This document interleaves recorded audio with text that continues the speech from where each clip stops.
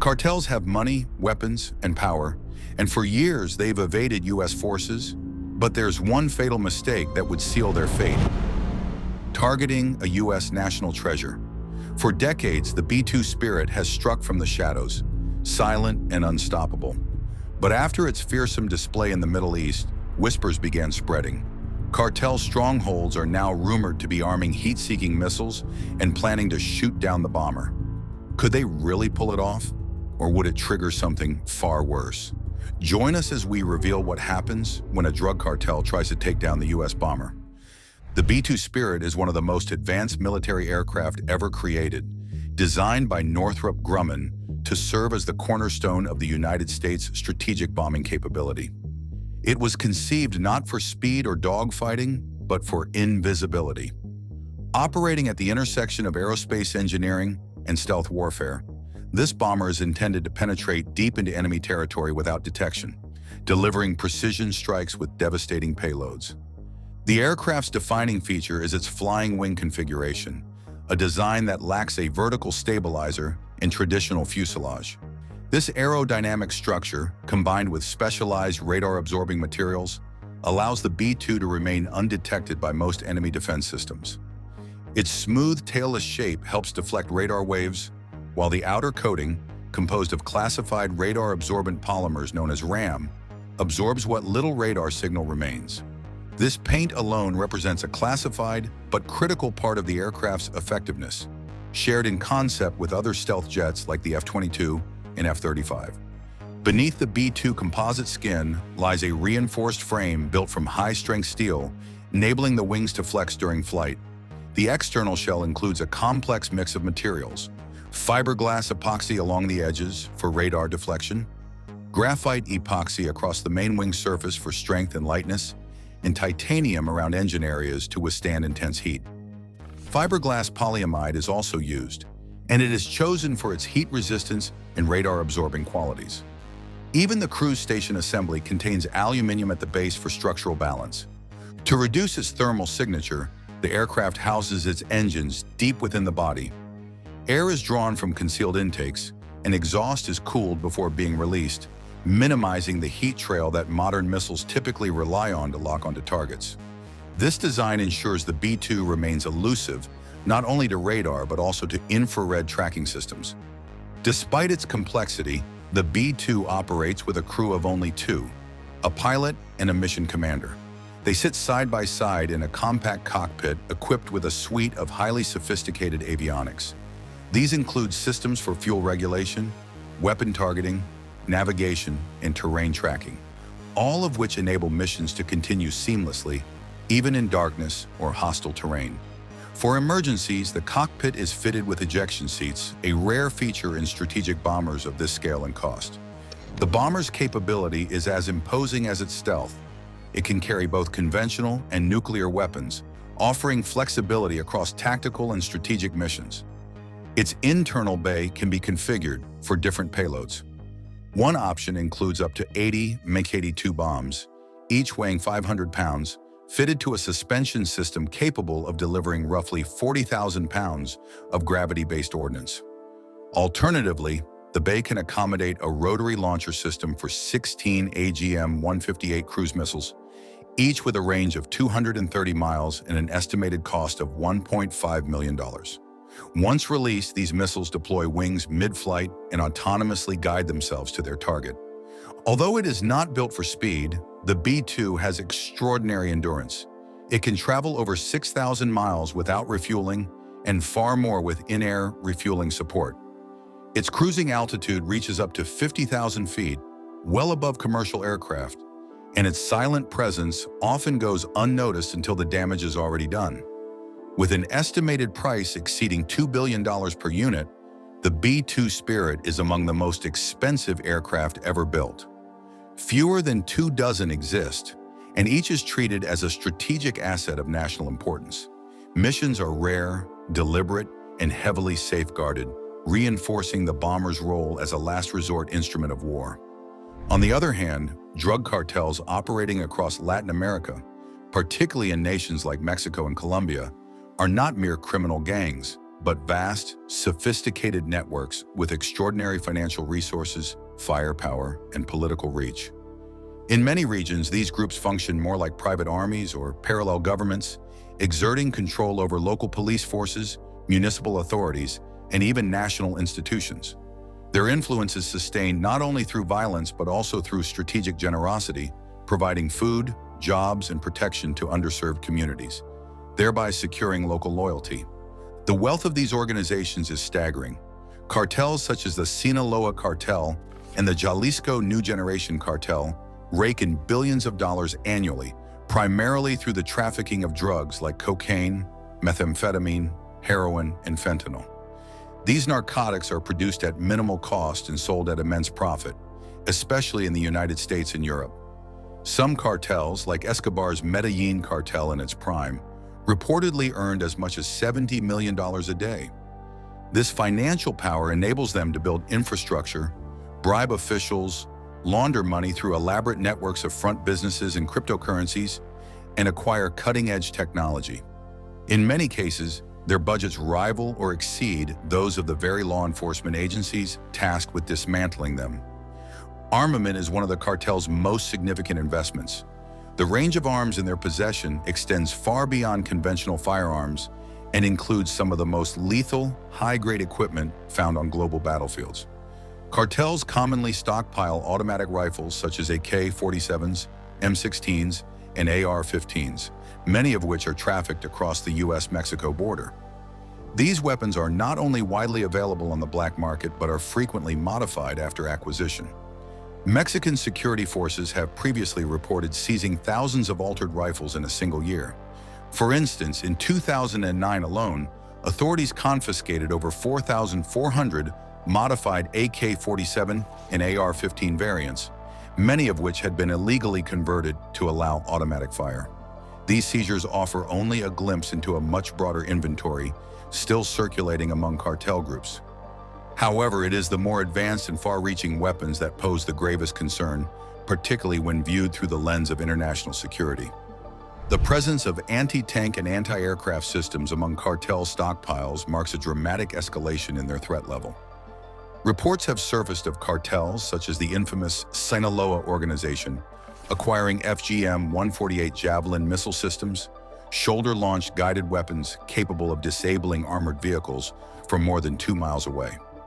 These missiles use a tandem warhead system designed to penetrate advanced armor plating and have demonstrated exceptional accuracy, with a reported success rate of 94% in combat conditions.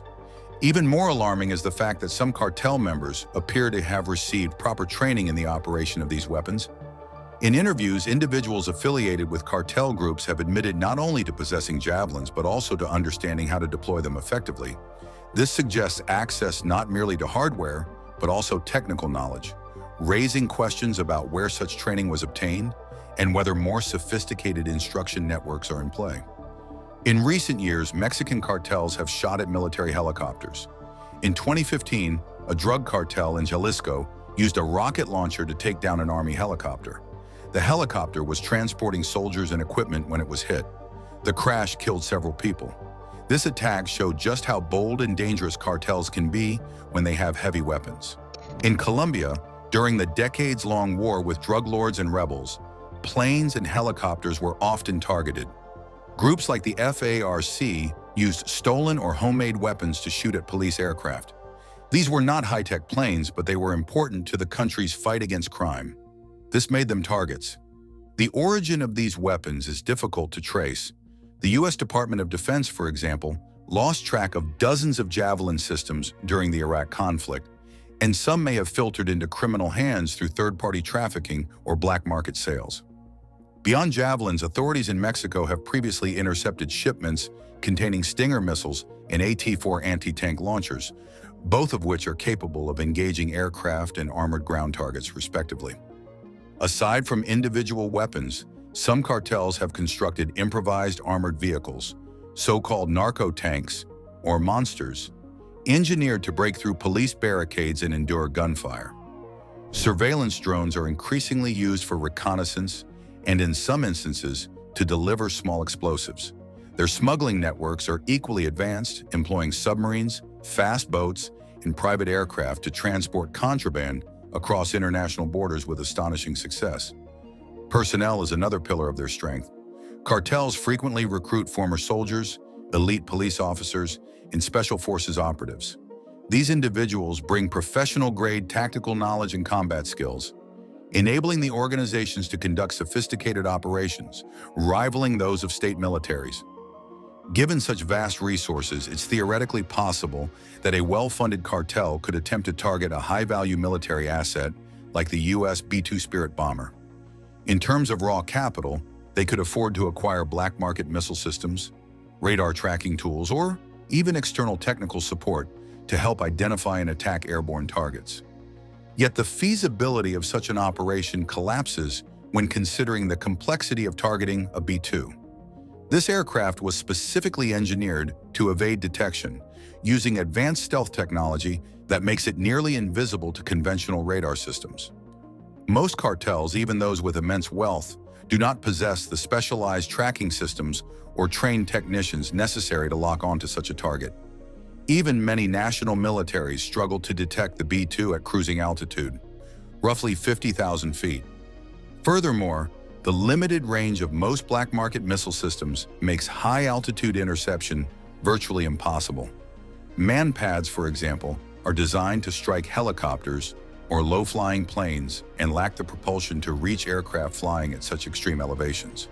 Without advanced radar and guided missile systems capable of reaching those heights, any launch attempt would be blind and ineffective.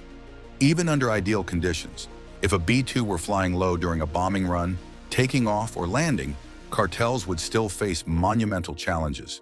Spotting the aircraft in time, coordinating a precise strike, and overcoming its suite of defensive countermeasures, including flares and electronic jamming, would require elite training and near-perfect execution. In addition, B-2 missions are often accompanied by support from drones, satellites, and fighter escorts. But perhaps the most significant deterrent isn't technical, it's geopolitical. Successfully downing a U.S. stealth bomber would constitute an act of war. The retaliation from the United States would be immediate and devastating. The cartel responsible would face not just national police or army units, but the full force of American military power, with no hesitation and no room for negotiation. However, the cartels are not new to war against the government. For nearly 2 decades, Mexico has been embroiled in a relentless conflict against powerful drug cartels, a war that continues to claim lives without delivering a decisive victory. Despite extensive efforts by Mexican authorities and billions in U.S. support, the violence remains staggering. Since the government formally declared war on the cartels in 2006, the country has suffered over 460,000 homicides, a figure that underscores the scale and brutality of the crisis. In the early stages of the conflict, former President Felipe Calderón took a militarized approach. Tens of thousands of soldiers were deployed across the nation to reinforce or replace local police forces. This surge initially yielded results. 25 of the country's 37 most wanted drug lords were captured or killed. But the strategy had unintended consequences. Rather than dismantling cartel power, it splintered the criminal landscape. Smaller, more elusive and violent gangs quickly filled the vacuum, escalating the brutality and making it harder for authorities to track and neutralize them. Subsequent administrations shifted their focus from confronting cartels directly to managing the country's soaring murder rate. This change in strategy allowed many of the fractured criminal factions to thrive in the shadows, relying on agility, anonymity, and ruthless violence to maintain control. While Mexico's military, despite its size, struggles against well-armed and deeply embedded enemies, the United States presents an entirely different kind of force. Should the U.S. ever commit to a direct campaign against the cartels, the balance of power would shift dramatically. The United States possesses one of the most formidable military forces in the world, both in manpower and technology. With approximately 1.3 million active-duty personnel and nearly 800,000 reservists, the American military stands ready to respond to threats across the globe. In a full-scale mobilization, millions more could be drafted, though such a step would be unnecessary when confronting criminal networks like the Mexican cartels. Its arsenal matches its size. The U.S. military holds over 4,600 main battle tanks, nearly 400,000 ground vehicles for combat and transport, 641 multiple launch rocket systems, and close to 2,000 artillery pieces. Ground forces are equipped with modern weapons, including large numbers of M4 carbines and Javelin missile systems, standard tools that give individual soldiers a significant edge in combat.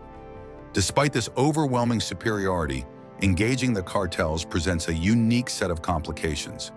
Unlike conventional armies, cartel forces do not operate from fixed military bases. Their operations are embedded in civilian areas, small towns and city neighborhoods, where they exploit the population as both camouflage and shield. This makes direct attacks complex, as American troops must avoid unnecessary civilian harm while dismantling criminal networks. To navigate this terrain, the U.S. would likely adopt a strategy based on isolation and precision. Rather than launching broad offensives, American forces would surround cartel-held territories with armored convoys, establishing secure checkpoints to cut off all movement in and out. Only after a complete lockdown would ground teams advance, relying on real-time intelligence to target specific cartel facilities. In these urban environments, U.S. soldiers would function more like specialized counter-terror units than traditional infantry. Their movements would be careful and deliberate, aimed at dismantling infrastructure without triggering indiscriminate destruction. Resistance, however, would be expected. Armed with smuggled heavy weapons, including reports of Javelin missiles, cartel fighters could attempt ambushes and sabotage, using their familiarity with the terrain to create short-term tactical challenges. Still, in any prolonged conflict, the balance would tip overwhelmingly in favor of the U.S. military. Its superior coordination, firepower, and intelligence infrastructure far outpace anything the cartels can mount. That intelligence advantage is already visible. In early 2025, U.S. reconnaissance aircraft conducted at least 18 specialized flights along the Mexican border, far more than the one-per-month frequency seen in earlier years. These spy planes, operating with Mexico's full cooperation, now scan the skies constantly, mapping cartel supply lines, identifying secret airstrips, and tracking vehicle movements from above. Even without full-scale deployment, the U.S. has already demonstrated dominance in the air and sea. Major cartel positions have been struck, maritime blockades are in place, and American aircraft patrol Mexican airspace with precision. But while the campaign has proven effective, the cartels are far from broken. Over time, these criminal organizations have evolved from loosely organized smuggling rings into militarized factions. Many operate training camps where recruits learn guerrilla tactics, urban combat techniques, and the use of improvised explosives. Their fighters, often clad in military-style gear, are capable of launching surprise attacks, setting traps, and vanishing into the civilian population. This ability to hide in plain sight gives them an edge in asymmetrical warfare.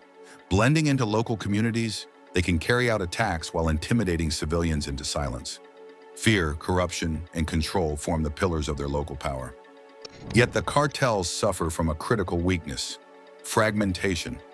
Rather than a unified enemy, Mexico hosts a volatile mix of rival groups, including the Sinaloa Cartel, Jalisco New Generation Cartel, Los Zetas, and others, each vying for dominance. As American strikes intensify, these factions would likely begin to turn on each other, competing for resources and territory. Internal discord would further weaken their ability to mount any coordinated resistance. This disunity also creates a valuable opening for U.S. intelligence agencies. Surveillance tools, including satellites, drones, and signal intercepts, can monitor cartel movements, intercept communications, and trace heat signatures. Once the group responsible for downing the B-2 bomber is identified, the response will be swift and absolute. Precision airstrikes would likely follow, targeting cartel safe houses, weapons caches, drug labs, and leadership compounds. Afterwards, elite special operations forces might be deployed to eliminate or capture high-value targets.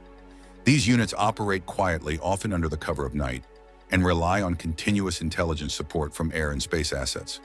But the response would not stop at the battlefield.